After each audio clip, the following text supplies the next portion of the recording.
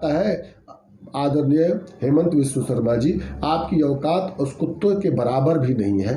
आप राहुल गांधी के ऊपर थूक फेंकोगे तो आसमान के ऊपर थूक फेंकने के बराबर। जय हिंद साथियों, शॉर्ट सर्किट न्यूज खबर आप तक, जनता की आवाज न्यूज 24/7। हमारे न्यूज रूम में आज मौजूद हैं संजीत कुमार, कांग्रेस नेता। आइए जानते हैं कुछ मुद्दों पे। सर, मैं आपसे एक सवाल ले रहा हूं। भारत जोड़ो न्याय यात्रा, राम मंदिर और इंडिया गठबंधन को लेके आपकी क्या राय है? किस तरह से सोचते हैं आप इन तीनों चीजों को लेके? कृपया करके एक एक करके बताएंगे क्या? नमस्कार, मैं संजीत कुमार कांग्रेस के कार्यकर्ता नेता के रूप में क्षेत्र में काम करता हूं। साथ ही साथ आपके साथ विभिन्न टीवी चैनलों में डिबेट्स में आपके साथ बातचीत करने का मौका हमें प्राप्त हुआ है। आज मेरा सौभाग्य है कि शाहिद भाई की जो यूट्यूब चैनल है जनता की आवाज़, एवं अपने साथी अन्य साथी जो शॉर्ट सर्किट यूट्यूब चैनल है, उस पे आपसे मुखातिब बातचीत करने का मौका लग रहा है। आज वर्तमान में 3 मुद्दे इस देश के अंदर हैं। कल 22 जनवरी को रामलला की प्राण प्रतिष्ठा का कार्यक्रम अयोध्या में होने जा रहा है, जिसमें सरकार प्रायोजित ये कार्यक्रम है। सरकार प्रायोजित मैं क्यों कह रहा हूँ? तब जबकि जोशीमठ के शंकराचार्य स्वामी अभिमुक्तेश्वरानंद जी महाराज ने साफ साफ कहा है कि रामलला की जो प्राण प्रतिष्ठा है वह वर्तमान में वह नहीं हो सकती। क्यों नहीं हो सकती? क्योंकि उन्होंने एक बड़े ही मौलिक और धार्मिक और बड़े ही शास्त्रीय प्रश्न उन्होंने किए हैं।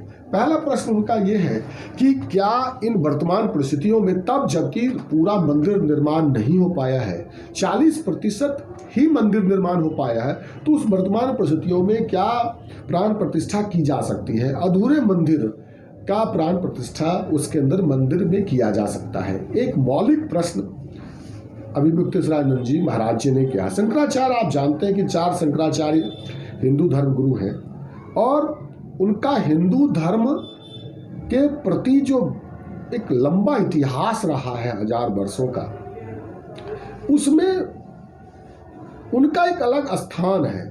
और उनको आज स्थिति ये है कि पूरे भारतवर्ष में राष्ट्रीय स्वयंसेवक संघ, बीजेपी, विश्व हिंदू परिषद ने हिंदुओं को किस प्रकार एक कट्टरवादता के प्रति उन्होंने अग्रसर किया है, वर्तमान स्थिति यही दिखा रही है।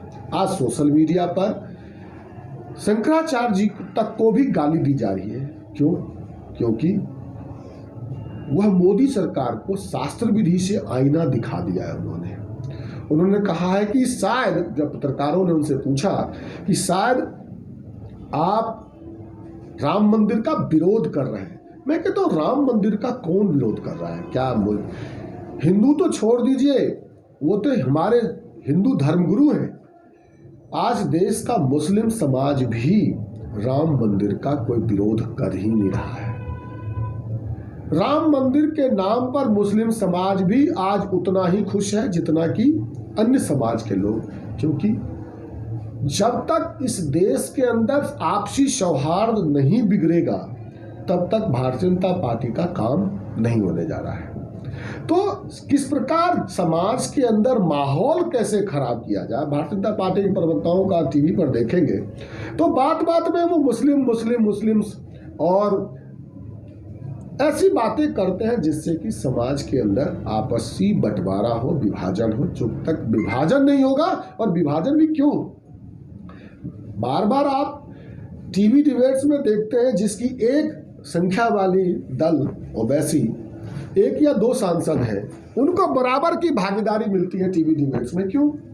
क्योंकि भारतीय जनता पार्टी चाहती है कि ओवैसी मुस्लिम समाज को जब तक भड़काएंगे नहीं तो हिंदुओं, इस प्रकार दोनों तरफ। भारत एक लोकतांत्रिक देश है, और इस लोकतांत्रिक देश में आज प्रयास किया जा रहा है किस प्रकार धार्मिक रूप से विभाजन किया जाए। तो जो मैं आप बात कर रहा था राम मंदिर के ऊपर, तो भारत के हर हिंदू, हर मुस्लिम, भारत का हर वासी राम के ऊपर, राम तो मैंने कहा कि राम, कौशल्या के राम, उस राम को जिसको कौशल्या ने अपने एक पुत्र और माता और पुत्र के बीच का जो प्यार है, उस प्यार को उन्होंने देखा था। हमने दशरथ के राम को देखा किस प्रकार वो जब बन जा रहे थे तो जाने के बाद अपने पुत्र वियोग में वो उन्होंने प्राण त्याग दिए। हमने उस केवट के राम को देखा जिस प्रकार केवट ने नाव पार करने के बाद केवट से जब प्रभु श्री राम ने कहा कि तुम मुझसे कुछ मांगो, तुम्हें कुछ देना चाहता हूं, उन्होंने कहा कि हे प्रभु, मैं जानता हूं आप कौन हैं, तो मैं जब आपकी दुनिया में यानी उस जीवन की नैया को पार लगाने की बात आए तो मेरे उस जीवन की नैया को आप पार लगा देना। मैं उस भीलनी के राम को जानता हूं जिसमें प्रभु श्री राम ने कहा था कि देखो मैं इस जूठे बैर को भी खाऊंगा। भीलनी ने जब कहा कि देखो मेरे पास तो कुछ नहीं खाने को है, आज भीलनी के राम को मैं जानता हूं, मैं विभीषण के राम को जानता हूं, मैं हनुमान के राम को जानता हूं। हनुमान का राम जो भक्ति भाव से भरा था, हनुमान जी भरे थे, उसके प्रति, राम के प्रति जो उनकी आस्था बनी थी। मैं अंगद और विभीषण, लंका में अकेला घर विभीषण ने भी प्रभु श्री राम को याद किया और मैं उन तमाम चीज़ों को हम सब याद करते। लेकिन भाजपा के राम तो केवल वोट वाले राम है। भाजपा के राम का मतलब भाजपा वोट के लिए वह राम को उपयोग करना चाहती है, इसीलिए 22 तारीख को प्राण प्रतिष्ठा किया जा रहा है, क्योंकि प्राण प्रतिष्ठा का मतलब पूरी मंदिर का सब निर्माण होना जरूरी था। इसीलिए प्राण प्रतिष्ठा 22 तारीख को भारतीय जनता पार्टी आगामी लोकसभा चुनाव के लिए वह कर रही है। मैंने एक और मूल बिंदु उठाए कि भारतवर्ष के अंदर हिंदुओं को और मुस्लिम्स के बीच में, चूंकि हिंदू मुस्लिम्स सिख ईसाई इस देश की आंख नाक कान और भुजा है, तो आज प्रयास किया जा रहा है। भारत माँ कहते हैं ना, वो भारत माता की जय, तो भारत माता के वो उन भुजाओं को वो तोड़ना चाहते हैं। वो सही मायने में राष्ट्रवादी है ही नहीं भारतीय जनता पार्टी के लोग। अगर आप राष्ट्रवादी होते तो इस देश के संतान आप हिंदू और मुस्लिम्स के बीच में विभाजन नहीं करते। शायद इस बात को हम सबको समझना और इस बात को हम सबको, दुनिया को, समाज को हमें समझाने की आवश्यकता है। इसीलिए मैंने कहा कि भारतीय जनता पार्टी के हाथ से ये जो राम मंदिर का मुद्दा है वो अब समाप्त होने जा रहा है।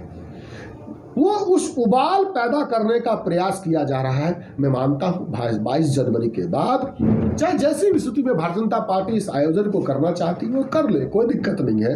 कांग्रेस ने भी साफ साफ शब्दों में कहा है कि हम एक राजनीति में धर्म का उपयोग हम नहीं करेंगे, इसीलिए हम राम का सम्मान करते हैं। प्रभु श्री राम सबके हैं, राम के बिना तो दुनिया का कोई भी आदमी, कोई भी व्यक्ति कल्पना भी नहीं कर सकता। इसीलिए हम सम्मान करते हुए बड़े ही आदर के साथ हम नहीं जा रहे हैं उस मंदिर प्राण प्रतिष्ठा में, लेकिन हम उससे दूर भी नहीं है। इसलिए चूंकि ये भारतीय जनता पार्टी आरएसएस का आयोजन है तो हम इस कारण से, राजनीतिक कारणों से आयोजन। मैंने दूसरा, आपने जो प्रश्न किया वर्तमान में राहुल जी की न्याय यात्रा, भारत जोड़ो न्याय यात्रा के बारे में। भारत जोड़ो न्याय यात्रा की आवश्यकता क्यों पड़ी, क्यों आवश्यकता हुई, आप इसके बैकग्राउंड को, इसके नेपथ्य में अगर आप जाएंगे तो जानना जरूरी है। क्योंकि अगर आप इसको नहीं जानेंगे तो भारत जोड़ो यात्रा एवं भारत जोड़ो न्याय यात्रा को आप समझ नहीं पाएंगे। 2014 में मोदी जी की सरकार आई और 2014 के बाद जिस प्रकार से आपसी सौहार्द, मैंने अभी पुनः बताया कि किस प्रकार मूल मकसद क्या है। वो 80-20 की बात करते हैं, पाकिस्तान भेजने की बात करते हैं। मुझे बहुत हंसी आती है। मैं पूछना चाहता हूँ भारतीय जनता पार्टी के साथी जो भी यहीं कभी मिले, आप भी पूछें उनको कि आपने कितने जनों को पाकिस्तान भेजा है। आज तक मुझे 2-4 नाम तो बता दीजिए जिसको आपने पाकिस्तान भेजा। लेकिन मैं ये कहना चाहता हूँ, क्यों पाकिस्तान की बात करते हैं, क्योंकि इस देश के अंदर मुस्लिमों के ऊपर जब तक विभाजन नहीं करेंगे उनका काम ही नहीं होना है। आप उनसे पूछिए भारत की आर्थिक स्थिति क्या है, भारत की वर्तमान स्थिति क्या है। आप चाइना के साथ जो चर्चा हुई, चाइना से लगभग 18 बार भारत की टॉप जनरल्स ने वहाँ की मिलिट्री से बात की। आज उसके ऊपर चर्चा करें। चाइना आया नहीं, न कोई आया है न आएगा, तो फिर बातचीत किस बात की? यही राहुल जी उन्होंने चर्चा किया। मैं आपसे ये भी बताना चाहता हूं कि 2014 के बाद जो नोटबंदी आई, आज नोटबंदी आ रही है तो फिर 300 करोड़ 400 करोड़ ये नोट्स कहाँ से आ रहे हैं लोगों के पास से जो रिकवर हो रहे हैं? ईडी मोदी जी ने जो संभावना की थी कि इस देश के अंदर हम क्या करेंगे, तो हम 15 लाख लाएंगे, हम क्या करेंगे, तो महंगाई कम करेंगे। आज स्थिति क्या है? 96 रुपये लीटर। जानते हैं इस 96 रुपये लीटर को बेच करके आज लगभग 23,000 लाख करोड़ रुपए जमा कर लिया। आज उसका कोई हिसाब किताब नहीं है कि वो पैसा कहाँ जाएगा। भारत 2014 में जब मनमोहन सिंह जी की सरकार थी तो मात्र 55,000 लाख करोड़ देश के ऊपर कर्जा था।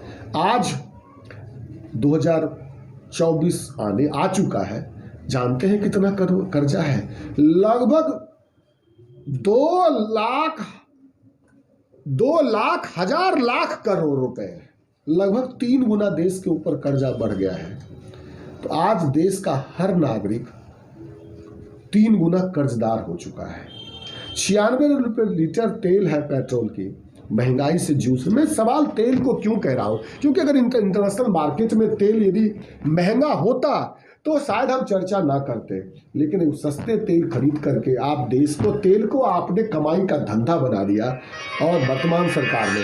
तो मैं यही कहना चाहता हूं कि वर्तमान पोजीशन में हम सबको सोचना पड़ेगा। आज जीएसटी केवल और केवल इस देश के अमीर लोगों के हित के लिए बनाया गया। आज आप अच्छी रेस्तोरों में भोजन नहीं कर सकते, अच्छे मॉल्स में अगर खरीदेंगे तो आपको 14% से ऊपर जीएसटी देनी पड़ेगी।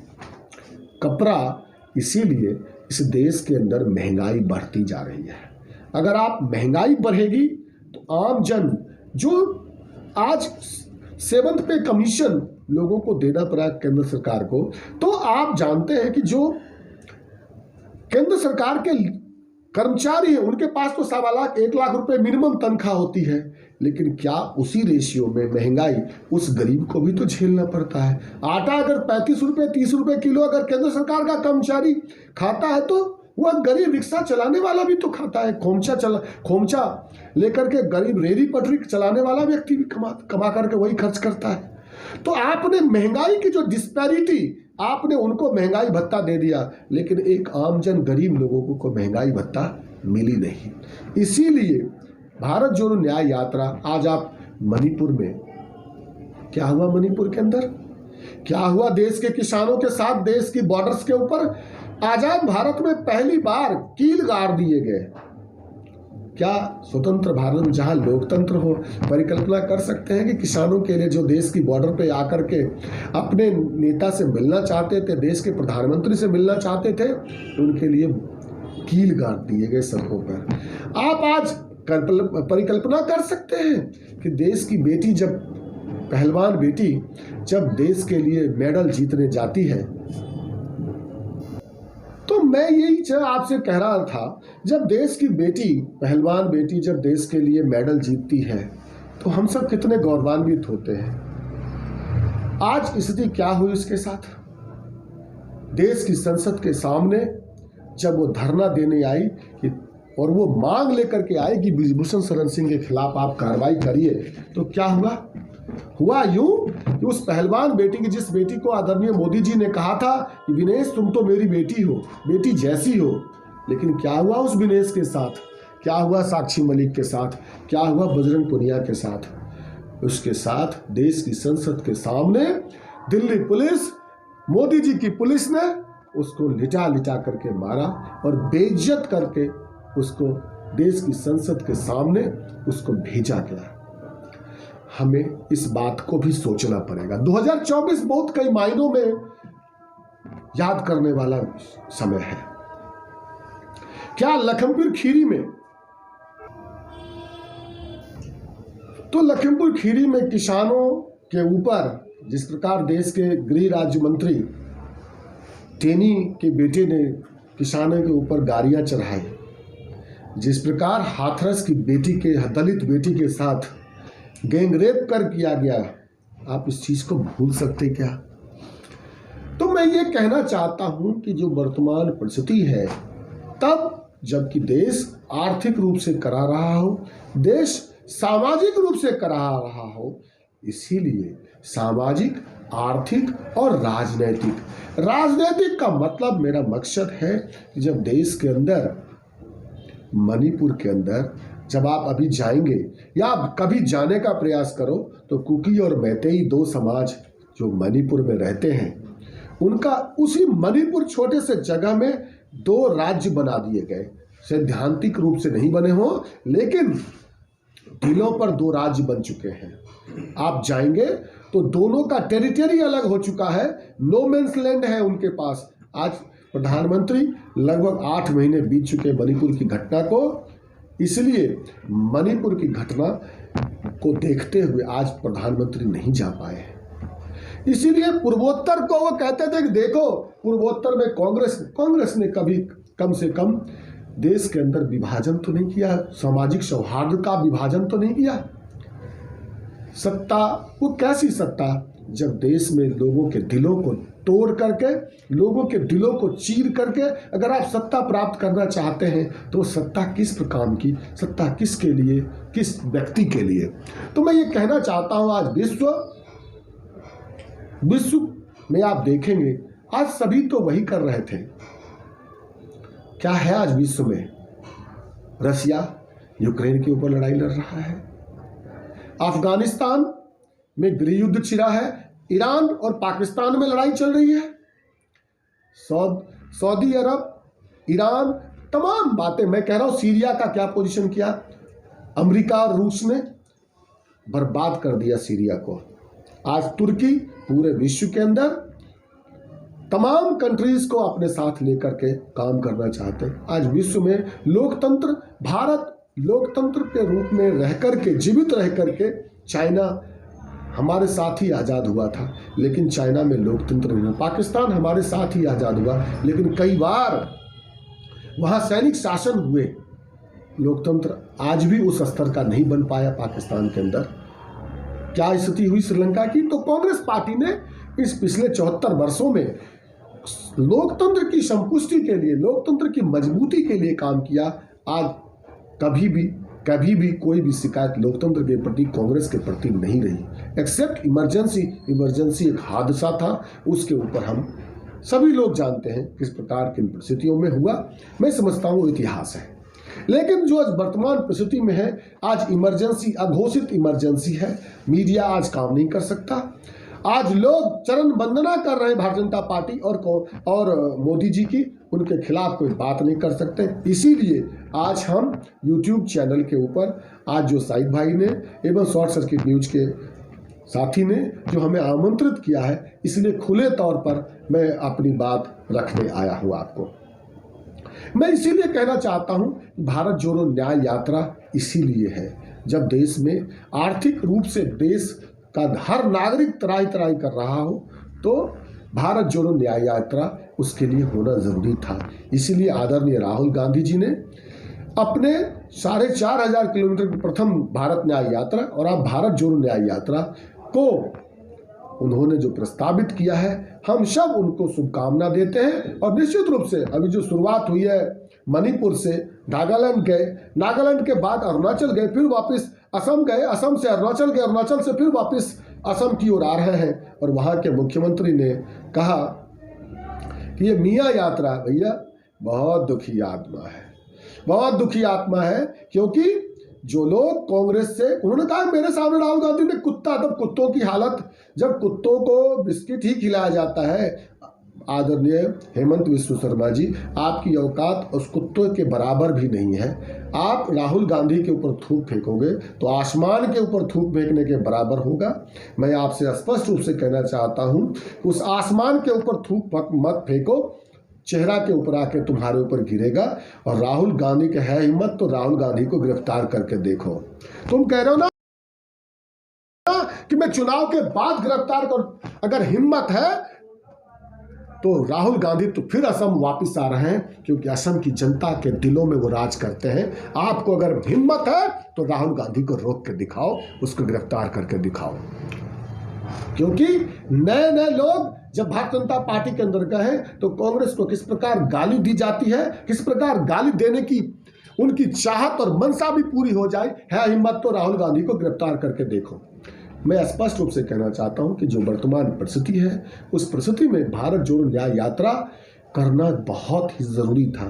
हमारे पास कोई ऑप्शन नहीं बचा था, हमारे पास कोई रास्ता नहीं है। क्योंकि जब मीडिया पहरा दे करके, जब मीडिया चरण वंदना करने लगे, भारत के तमाम पत्रकार जो मोटी रकम लेकर के टीवी चैनलों में बैठते हैं और नरेंद्र मोदी और भारतीय जनता पार्टी की चरण वंदना करते हैं, तो कोई दूसरा रास्ता नहीं है कि अन्य वैकल्पिक क्षेत्रों को चुना जाए। चाहे आप यात्रा करें, चाहे तमाम वो साथी, तमाम बड़े बड़े पत्रकार आज यूट्यूब चैनल खोल करके आपके बीच आपसे सीधा संवाद स्थापित कर रहे हैं। मैं समझता हूँ ये बहुत ज़रूरी है। मैं आपको ये कहना चाहता हूँ, इसीलिए भारत जोड़ो न्याय यात्रा राहुल गांधी कर रहे हैं। हम सब कहीं न कहीं किसी न किसी क्षण पे हम राहुल जी के साथ मानसिक रूप से, हम भले उस यात्रा में ना चल रहे हो, लेकिन कांग्रेस, भारत का एक एक नागरिक उस यात्रा को वॉच कर रहा। भले टीवी मीडिया भले नहीं दिखा पा रही हो, लेकिन भारत का एक एक नागरिक उस यात्रा को फॉलो कर रहा है, देख रहा है, समझ रहा है। और क्यों 2024 में भारत जोड़ो न्याय यात्रा एक गेम चेंजर के रूप में स्थापित होगी, मैं स्पष्ट रूप से आपको बता देता हूं। अब मैं उन बात का जिक्र आपके सामने करना चाहता हूं कि आज मीडिया के अंदर राम मंदिर 22 तारीख को प्राण प्रतिष्ठा के बाद पुनः इस राम मंदिर के ऊपर, राम के ऊपर वोट, मैंने कहा ना कि राम, भाजपा के राम तो वोट वाले राम है, तो पुनः कहेंगे अब राम के नाम पे वोट दे दो बाबा, राम के नाम पे वोट दे दो। तो राम तो उनके लिए वोट का कारण है। अब मैं आपसे कहना चाहता हूं, उसके बावजूद भी, क्योंकि इस देश के अंदर हम तो केवट के राम, सबरी के राम, लक्ष्मण के राम, विभीषण के राम, अंगद के राम, कौशल्या के राम को हम जानते हैं। और जो लोग इस देश के अंदर सबरी और कौशल्या के राम को जानते हैं ना, तो वो राम राज्य की बात करेंगे। राम राज्य का मतलब सबका सम्मान, राम राज्य का मतलब सबका आदर। लेकिन क्या मोदी जी राम राज्य की बात करते हैं? क्या राम की बात तो करते हैं, लेकिन राम के आदर्श को, तो मर्यादा पुरुषोत्तम राम थे, राम के आदर्श को तो आपने माना नहीं। आप केवल राम को अपने वोट के लिए जानते हैं। मैं आपसे स्पष्ट कहना चाहता हूं कि जो इंडिया गठबंधन 2024 में जो जरूरत है इस देश के लिए, देखो देश के अंदर अगर लोकतंत्र बचाना है, आगे आने वाले वर्षों में देश के अंदर चुनाव होना है, तो लोकतंत्र को बचाने के लिए इंडिया गठबंधन, वे दल जो लोग आज नाक इधर उधर कर रहे हैं, मैं उनसे स्पष्ट कहना चाहता हूं, आप इस समय के भागी हो। अगर आपने अपना पाला नहीं बदला, आपने अपनी स्थिति स्पष्ट नहीं कि देश काल और समाज आपको याद रखेगा, आपको क्षमा नहीं करेगा, क्योंकि ये देश की जरूरत है। अगर देश के अंदर लोकतंत्र जिंदा रखना है तो आपको एक साथ आना ही पड़ेगा, एक साथ मिल करके हमें लोकतंत्र को जिंदा रखने के लिए बात करनी ही पड़ेगी। अब मैं आपसे ये कहना चाहता हूं कि आने वाले 2024 में कांग्रेस पार्टी के नेतृत्व में, आदरणीय राहुल गांधी जी के नेतृत्व में देश की सरकार बनने वाली है। इस बात को आप जान लें, हम सब जान लें, क्योंकि जानना जरूरी है। अगर विश्लेषण नहीं करेंगे इन चीज़ों का, तो ये बात हमारे आपके मन के अंदर कंफ्यूजन बना रहेगा, वो बना रहेगा कि क्या भारतीय जनता पार्टी फिर से नरेंद्र मोदी जी प्रधानमंत्री बनने वाले हैं। तो स्पष्ट रूप से जान लीजिए कि मोदी जी प्रधानमंत्री नहीं बनने जा रहे हैं, ना भारतीय जनता पार्टी सत्ता में आने जा रही है। पहली बात मैं आपको स्पष्ट रूप से कहना चाहता हूँ कि हम थोड़ा सा विश्लेषण कर लें, आँख खोलिए, अपने आप रोजाना पत्र पढ़ते हैं, आपके पास भी दिमाग है, थोड़ा सा समझिए, बहुत स्पष्ट रूप से हो जाएगा कि मोदी जी अगला प्रधानमंत्री नहीं बनने जा रहे हैं। कैसे? मैं आज प्रश्न करना चाहता हूं आपसे, आप अपने आप से प्रश्न करिए कि मोदी जी के बाद भारतीय जनता पार्टी का एक ऐसा दल जो एनडीए में हो जिसकी ताकत 5 सीट जीतने की हो अकेले दम पे। कोई ऐसा दल उनके साथ नहीं है जिसकी ताकत 5 सीट जीतने की हो। उनके साथ जनता दल यूनाइटेड हुआ करती थी, उनके साथ अकाली दल हुआ करती थी, उनके साथ शिवसेना हुआ करती थी। अकाली दल कम से कम 6-7 सीट जीती थी, जनता दल यूनाइटेड 18-19 सीट जीता करती थी, और उसके बाद शिवसेना भी 18-19 सीट जीत करके आती थी, लगभग ये मिलाकर के 50-55 सीट हुआ करते थे। आज स्थिति कैसी है? राजस्थान हो, मध्य प्रदेश हो, गुजरात हो, ऐसे प्रांत जहां भारतीय जनता पार्टी ने पूरी सीट जीत रखी हो, क्या उससे भी ज्यादा सीट तो है ही नहीं, तो जीतेंगे कहां से? इसीलिए इस बार भारतीय जनता पार्टी की सरकार नहीं बनने जा रही है। उत्तर प्रदेश के अंदर बहुत कड़ा मुकाबला होने जा रहा है, क्योंकि कांग्रेस, समाजवादी पार्टी और नेशनल लोकदल तमाम ऐसे दल हैं जिनके साथ समझौता लगभग सीट शेयरिंग हो चुकी है। किसी भी दिन 22 तारीख के बाद आपको किसी भी समय कांग्रेस पार्टी और तमाम दल बैठ करके आपको घोषणा कर देंगे किस प्रकार दिल्ली के अंदर आम आदमी पार्टी के साथ समझौता होने जा रहा है। मुझे ऐसा लगता है, मैं पार्टी का कार्यकर्ता हूं, मैं आधिकारिक प्रवक्ता भी नहीं हूं, लेकिन मैं आपको स्पष्ट बताना चाहता हूं कि लगभग 4-3 का रेशियो, पंजाब में भी थोड़ी बात चल रही है, हो सकता है तो आने वाले समय में ये तमाम गठबंधन उत्तर भारत के अंदर पूरी ताकत के साथ लड़ेंगे। और मैं आपको बताता हूं, दक्षिण भारत के अंदर लगभग अकेले कांग्रेस पार्टी, दक्षिण भारत, उत्तर भारत और नॉर्थ ईस्ट मिला करके कांग्रेस पार्टी मेरी नजर में, जो मैं मानता हूं, लगभग 150 सीट जीतने जा रही है। 150 से ज्यादा सीटें जीतने जा रही है अकेले कांग्रेस पार्टी, और अन्य सहयोगी दल मिलकर के 150 सीट, अन्य तो कुल मिलाकर के 300 से ऊपर की सीटें, जबकि 276 में बहुमत मिलता है, 300 से ऊपर सीटें हम जीतने जा रहे हैं। आपका प्रश्न ये भी हो सकता है कि कहां से कांग्रेस जीतेगी 150 सीटें? अगर आप राज्यवार विवरण करेंगे तो आपको स्पष्ट रूप से दिख जाएगा कि किस प्रकार से 150 सीटें कांग्रेस पार्टी जीतने जा रही है। आप यदि मौका देंगे, चूंकि लंबा वीडियो हो जाएगा, तो मैं मानता हूं कि कभी मौका देंगे तो मैं आपको राज्यवार कांग्रेस पार्टी की क्या संभावना है, मैं इस बात पर आपको किसी और वीडियो में, हम सब शाहिद भाई और अन्य शॉर्ट सर्किट न्यूज के साथियों को मैं हार्दिक धन्यवाद देता हूं कि आपने मौका दिया, मैं अपनी बात आपके सामने रख पाया। पुनः मौका देंगे तो किस प्रकार इंडिया एवं कांग्रेस गठबंधन, जो इन कांग्रेस जो जिस चीज का नेतृत्व कर रही है, किस प्रकार आने वाले 2024 में पुनः पूरी मेजोरिटी के साथ सरकार बनाने जा रही है, तमाम चीजों पर विश्लेषण करके, तब तक मैं समझता हूं कि गठबंधन भी हो जाएगा, आपस में सीट शेयरिंग की घोषणा भी हो जाएगी, स्पष्ट भी हो जाएगी। मैं तमाम विषयों पर हम लोग जीत की संभावनाओं के ऊपर चर्चा कर पाएंगे। बहुत बहुत धन्यवाद, आपने मौका दिया, बहुत धन्यवाद। जय हिंद सर, आपने समय दिया, आपका बहुत बहुत धन्यवाद। जनता की आवाज न्यूज 24/7 की तरफ से और short circuit news Anwar Khan की तरफ से आपका बहुत बहुत धन्यवाद।